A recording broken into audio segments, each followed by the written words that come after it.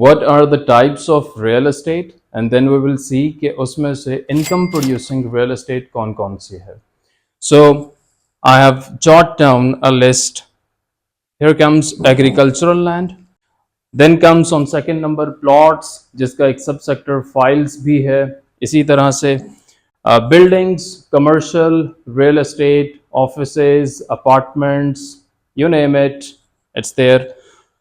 अच्छा, अब इसमें जो इनकम प्रोड्यूसिंग रियल एस्टेट है उसमें एग्रीकल्चरल लैंड आपके पास इनकम प्रोड्यूसिंग है. इसी तरह से बिल्डिंग्स, कमर्शियल्स, अपार्टमेंट्स और कमर्शियल स्पेसेस जितनी भी हैं you can rent it out, तो वो भी है.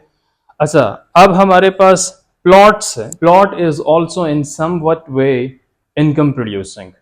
कैसे?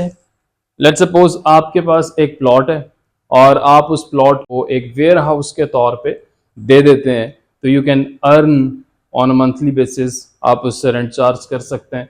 इसी तरह से अगर आपके पास प्लॉट है और वो एक ऐसी जगह पे है जहाँ पे आप उसे एज बस स्टैंड के तौर पे यूटिलाइज कर सकते हैं, तो भी आप उसको रेंट पे दे सकते हैं.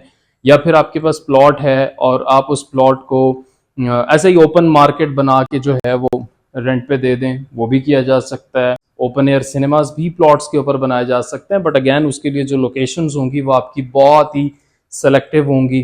देन पार्किंग लॉट्स, आप अपने प्लॉट को पार्किंग लॉट के तौर पे भी दे सकते हैं, बट अगेन इसके अंदर एक कैटेगरी आएगी कि आपका प्लॉट ऐसी जगह पे होना चाहिए जहां पर ओवरफ्लो हो लोगों का, ठीक है, लेकिन वहां पर पार्किंग के लिए बिल्कुल भी जगह ना हो, तो ऑब्वियसली वहां पर आप अपने प्लॉट को एज पार्किंग के तौर पर भी रेंट आउट कर सकते हैं. अच्छा, पाकिस्तान में जो शॉर्टेज है वो घरों का है. हर साल लगभग 3 से 6 लाख घर शॉर्टेज में जा रहा है, और ये शॉर्टेज लोअर मिडिल क्लास में है, अपर या एलीट क्लास में नहीं है. But in Pakistan, how the mechanism of files works, we will deep dive into this so that next time whenever you or any of your client wants to invest in the files of any society, he will be more aware of it and he'll be more educated. अच्छा, मान लीजिए कि DHO को ख्याल आता है कि यार एक और जगह पे हम इसकी एक्सपेंशन करते हैं, तो डीएचए ने सबसे पहले लैंड एक्वायर करना होगी, और लैंड एक्विजिशन के लिए चाहिए पैसा जो या तो उसके पास है नहीं या वो डालना नहीं चाहता, ठीक है. तो डीएचए क्या करेगा? डीएचए सबसे पहले कुछ इन्वेस्टर्स को ऑनबोर्ड करेगा और उन इन्वेस्टर्स से कहेगा कि आप हमें लैंड परचेज करके दो, ठीक है. अब मान लीजिए कि एक लैंड है, एक लैंड का पीस है, ये 1 एकड़ का यानी कि 8 कनाल का है, जिसकी इस वक्त जो प्राइस है वो 1 करोड़ रुपए है, ठीक है. अब डीएचए ने इन्वेस्टर को ऑनबोर्ड किया, ठीक है, और इन्वेस्टर आगे फर्दर लिंक्ड हुआ लैंड ओनर के साथ जिसकी ये जमीन है. अब इन्वेस्टर लैंड ओनर से कहता है कि आप मुझे ये जमीन 1 करोड़ रुपए में बेच दो, और वो उसको 10 लाख रुपए पे कर देता. रिमेनिंग 9 मिलियन जो 90 लाख रुपए है वो अभी इन्वेस्टर ने पे नहीं किया लैंड ओनर को, ठीक है. और लैंड ओनर से 1 मिलियन पे करके लैंड ले ली. लैंड चली गई इन्वेस्टर के पास, और इन्वेस्टर ने वो लैंड जाके दे दी डीएचए को, ठीक है. अब डीएचए ने 3 फाइल्स इशू कर दी जिसकी मार्केट प्राइस सेट कर दी 4 मिलियन ईच फाइल. मान लीजिए कि तीनों फाइल्स 1-1 कनाल की हैं, ठीक है. 4 million multiplied by 3 equals to 1 crore 20 lakh रुपए की मार्केट में 3 फाइल्स डीएचए ने जारी कर दी. अब इन्वेस्टर ने वो फाइल्स सेल करी और लैंड ओनर को पहले 1 मिलियन पे कर रखा था, अब रिमेनिंग 9 मिलियन पे कर दिया, तो लैंड ओनर को 1 करोड़ अपना मिल गया. इन्वेस्टर प्रॉफिट 2 मिलियन और डीएचए को लैंड मिल गई. अच्छा, डीएचए आपसे 8 कनाल लेके आपको 3 कनाल जमीन ऑफर कर रहा है. How smart isn't it? Because अच्छा, इसमें भी 2 चीजें हैं. ये 8 कनाल की definitely at the time of acquisition जो वैल्यू होगी वो कुछ और होगी, बिकॉज ये एक तरह की एग्रीकल्चरल लैंड होगी.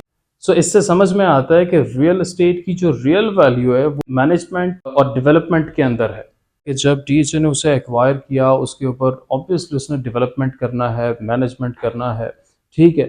इस 8 कनाल में से 3 कनाल तो वो पहले ही दे चुका है बाहर, ठीक है, फाइल्स की मद में, और पीछे बचता है 5 कनाल। उस 5 कनाल में से 2.5 कनाल हम कह सकते हैं कि निकल जाएगा रोड्स पे, सर्विस रोड्स पे, ओपन लेन्स पे, पार्क्स पे, इन चीज़ों पे। तो लगभग 2.5 कनाल्स जो बचता है वही ऑलमोस्ट उनका प्रॉफिट रहेगा।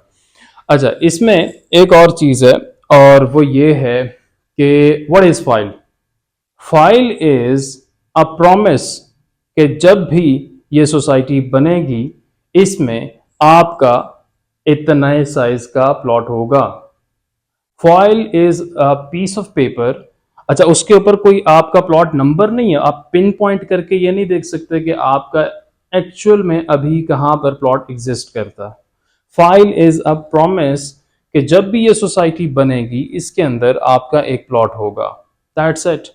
और फिर उसके बाद फर्दर ऑब्वियसली बैलेटिंग का प्रोसेस होता है, जिसके अंदर वो सिस्टम में नंबर्स डाले जाते हैं, कंप्यूटराइज्ड एक बैलेटिंग हो जाती है। उसमें फिर जिस बंदे का जो नाम निकलता है, किसी का पार्क फेस, किसी का रोड फेस, किसी का मेन बुलेवर्ड फेस, तो वो उस तरह से नंबरिंग अलॉट होती जाती है। और फिर उसके बाद जो है किसी का पार्क फेस निकल आया तो कीमत उसकी बढ़ जाएगी, ठीक है। अब ये बिकॉज डीएचए एक तरह का एक इंस्टीट्यूशन, एक डिपार्टमेंट था, चेक एंड बैलेंस होने की वजह से ये पुल ऑफ कर गए। लेकिन अब जितने भी प्राइवेट सोसाइटी मेकर्स ने जब इसको रेप्लिकेट करने की कोशिश की, तो इशू यहां पर आया कि डीएचए के पास जब लैंड ओनर से लैंड इन्वेस्टर के पास जाती थी और इन्वेस्टर से डीएचए को आती थी, तो डीएचए फाइल्स इशू करता था। लेकिन अब सोसाइटीज के अंदर हुआ ये कि लैंड उन तक पहुंची नहीं, लेकिन फाइल्स इशू करके उन्होंने फंडिंग रेज कर ली, ठीक है। जब उनके पास लैंड लेट सपोज 5,000 कनाल आई, लेकिन बेच वो 50,000 कनाल चुके थे, तो उन्होंने कहा कि अब बनाने की क्या जरूरत है, भाग चलते हैं।